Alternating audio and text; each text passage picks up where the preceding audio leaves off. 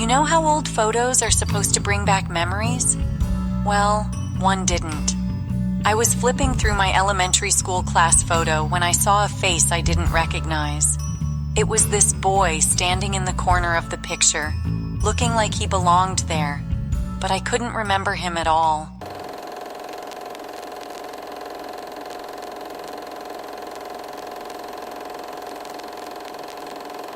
So, I asked around. My friends didn't remember him either. Even my old teacher, who seemed to remember everyone, said, "There wasn't a Liam Shaw in your class." That was the name written on the back of the photo, Liam Shaw, but no one could tell me who he was. And yet, there he was in the photo with all of us. I couldn't shake it. Who was Liam Shaw, and why had he been completely erased from everyone's memory but mine? As I kept digging, things only got weirder. I was going through some old family photos, and I found another one. This time, it was from a family picnic, and there he was again, Liam. He wasn't posing or standing with anyone, just lingering in the background, like he didn't belong. When I showed the photo to my mom, she froze. Her face turned pale, and she whispered, "That's Liam. He was a teacher." I asked her what she meant, but all she said was, "It's complicated." That was it. She wouldn't tell me more, but now I was even more determined to figure out who this guy was. Turns out, Liam Shaw wasn't just some random teacher. He was loved by everyone in the neighborhood. He taught math and science, and kids adored him. But one day, he disappeared, just like that. No warning, no goodbye. People said he'd been acting strange before he vanished, forgetting things, zoning out, avoiding questions about his past. Then, one day, he was just gone. I found an old newspaper clipping that said he'd been found years later, wandering around in another town. He didn't have any ID and had no memory of who he was. They'd placed him in a care facility because he couldn't even remember his own name. I knew I had to find him. I had to know if he remembered anything about me, my class, or that picnic photo. When I finally met Liam, he was living in a nursing home.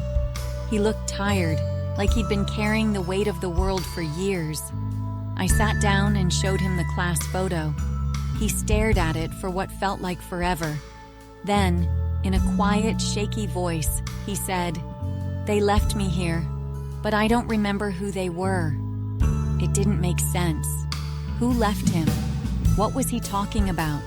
And why did it feel like this was all connected to me somehow? Then I remembered something my dad had told me years ago. He'd once confessed to doing something he deeply regretted when he was younger, but he never told me what it was. I started to wonder if this had anything to do with Liam. I went home and started digging through my dad's old stuff. That's when I found a letter. It was addressed to Liam, but it had never been sent. In the letter, my dad admitted that he and some friends had played a cruel prank on Liam when they were younger. They'd stolen his documents, his ID, teaching certificates, everything. At first, it was supposed to be a joke, but things spiraled out of control.